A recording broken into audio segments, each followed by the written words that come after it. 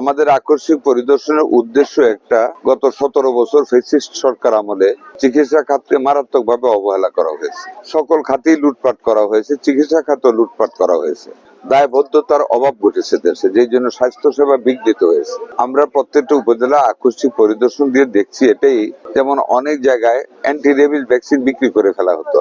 আমরা দায়িত্ব গ্রহণের পরে এগুলি আমরা শুনেছি। অ্যান্টি স্নেক ভেনম বিক্রি করে ফেলা হতো, রোগীদেরকে ওষুধ দিত না, ডাক্তাররা নিয়মিত আসতেন না, খারাপ আচরণ করতেন নার্স ডাক্তাররা মানুষের সাথে। এগুলি অনেকগুলি পুঞ্জীভূত সমস্যা আমরা দায়িত্ব গ্রহণ করে বিভিন্ন অফিসে নোট পেয়েছি, বিভিন্ন জায়গা থেকে রিপোর্ট পেয়েছি। এই জিনিসগুলি দেখার জন্য আমরা দায়িত্ব গ্রহণ করার পর থেকে মাননীয় প্রধানমন্ত্রীর নির্দেশে সারা দেশের বিভিন্ন হসপিটালে আমরা কোনো সময় অকস্মাৎ পরিদর্শন করি। তারই অংশ হিসেবে আপনাদের এখানে এসেছি।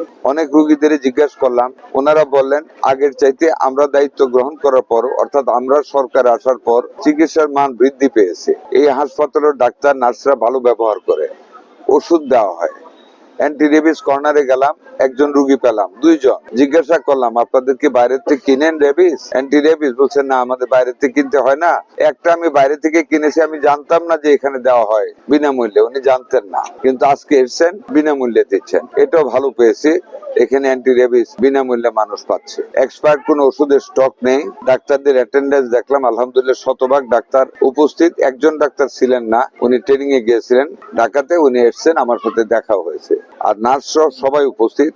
পরিষ্কার পরিচ্ছন্নতা, পাকঘরের অবস্থা, খাদ্যের মান। নেক্সট ম্যাচুরিটিতে যে আউটসোর্সিং গুলো এখন দেওয়া হয়েছে, এগুলি যেদিন শেষ হবে তারপর থেকে আমাদের পরিকল্পনা, ডাক্তার যারা ইউএচএফ থাকবেন ওনারাই সিভিল সার্জন সহ এখানে নিয়োগ দেবেন। এটাকে আমরা পরিবর্তন করতেছি, যাতে করে করাপশনটা বন্ধ হয়ে যায়, যাতে আমাদের লোকরা যারা আউটসোর্সিং এ চাকরি করে তারা অনেক বঞ্চিত হচ্ছে এখন।